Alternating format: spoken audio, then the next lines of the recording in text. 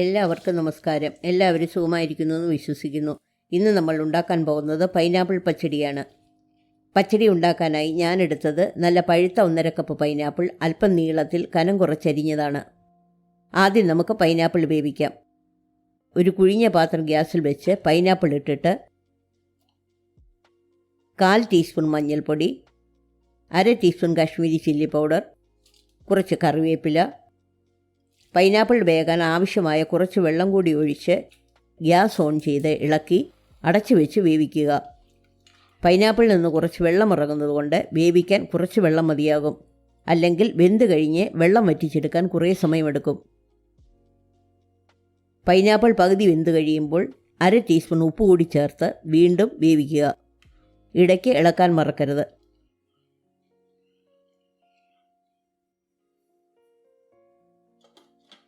കഷ്ണങ്ങൾ വേകുന്ന സമയത്ത് നമുക്ക് അരപ്പുണ്ടാക്കാം. ഒരു മിക്സിയുടെ ജാറിൽ 1/4 കപ്പ് തേങ്ങ ചിരികിയത്, 2 പച്ചമുളക്, 1/2 ടീസ്പൂൺ ജീരകം ഇത്രയും ഇട്ട് അല്പം വെള്ളം ഒഴിച്ച് പേസ്റ്റ് പോലെ അരയ്ക്കുക.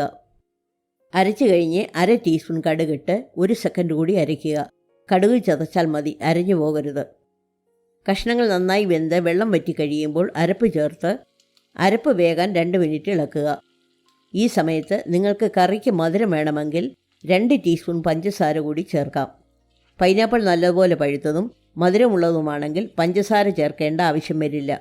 അതുകൊണ്ട് മധുരം ചെക്ക് ചെയ്തിട്ട് വേണം പഞ്ചസാര ചേർക്കാൻ. ഗ്യാസ് ഓഫ് ചെയ്ത് അല്ലെങ്കിൽ ഏറ്റവും ലോയിൽ വെച്ചിട്ട് നന്നായി കട്ടയുടച്ച 1 കപ്പ് തൈര് ചേർത്ത് ഇളക്കി ഗ്യാസ് ഓഫ് ചെയ്യുക.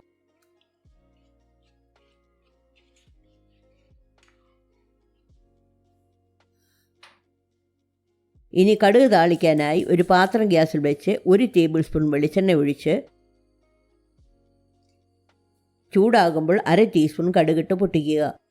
പിന്നെ 1/4 ടീസ്പൂൺ ഉലുവയിട്ട് മൂപ്പിച്ച ശേഷം 4 വറ്റൽമുളകും കുറച്ച് കറിവേപ്പിലയും ഇട്ട് ഏതാനും സെക്കൻഡ് ചൂടാക്കുക.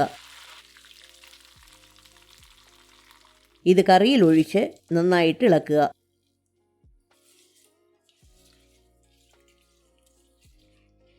നമ്മുടെ പച്ചടി റെഡിയായിട്ടുണ്ട്. ഈ റെസിപ്പി എല്ലാവർക്കും ഇഷ്ടപ്പെട്ടെന്ന് വിശ്വസിക്കുന്നു. ലൈക്ക് ചെയ്യാനും ഉണ്ടാക്കി നോക്കിയിട്ട് അഭിപ്രായം അറിയിക്കാനും മറക്കരുത്.